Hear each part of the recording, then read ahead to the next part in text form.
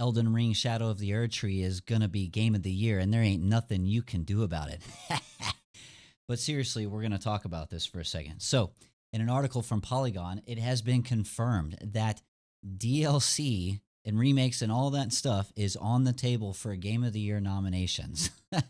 Man, this is really good news if you're an Elden Ring fan, potentially, right? We got to wait and see. But basically what it says here is they're announcing the nominees list, but they did announce officially that expansion packs, new game seasons, DLCs, remakes, and remasters are eligible in all categories. So, if the jury deems the new creative and technical work to be worthy of the nomination, well then, there you go. This here says, we're not sure whether Shadow of the Erdtree will get Game of the Year, nor other nominations previously. We might have predicted Elden Ring in Best Ongoing Game. The place that parent games for exceptional DLC and expansions tend to get nominated, thereby serving a way for those additions to be recognized. Now, it could end up anywhere. As for the DLC itself, they loved it. And then they did add a correction here that says the people voting were made aware of this new rule change.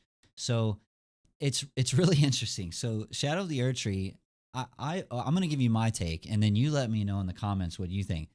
I absolutely think that DLCs deserve a chance at it, given the size and scope. If you look at a game like Shadow of the Erdtree, it's like half or more than half the size of Elden Ring, and I'm going to get freaking roasted in the comments for that. It's massive, okay? It's a huge DLC, and it is a work of art in and of itself. It can almost be played standalone. It almost can. There's very minimal requirements to be able to access the DLC and play it, and it is packed with content, just absolutely packed with content. I, for one, think that if there is an example of a DLC that can get Game of the Year, it's absolutely Shadow of the Erdtree. Now, that being said, you're going up against, Black Myth Wukong and, Warhammer. The new Warhammer is insane. There's just kind of like last year, there's a lot of juggernauts throwing their weight around for this nomination, and we're not very far from the Game Awards, so we're going to find out soon enough.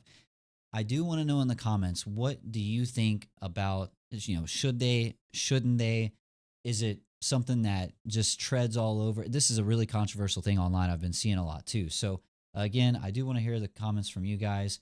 I will say that I played Shadow of the Erdtree to completion twice, and it's one of, Elden Ring just in general is one of the best games I've ever played in my life. I can wholeheartedly attest that I would put it up for a nomination for Game of the Year. Again, let me know in the comments what you think. And then when it comes to the Game Awards, what are y'all's picks for Game of the Year? I want to hear from you in the comments. List them out. Like, let's call it your top 3 picks for Game of the Year. Because like I said, there are some really good ones out there this year. And Warhammer is just crazy visceral fun. Wukong is kind of a masterpiece. I mean, these games are coming out left and right. Unreal Engine 5. We're really starting to see that Unreal Engine 5 flex quite a lot.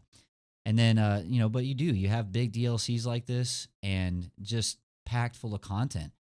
This here is the official FAQ from the Game Awards, and it says, Game Awards aims to recognize the best and creative technical works each year, irrespective of the format that the contents release.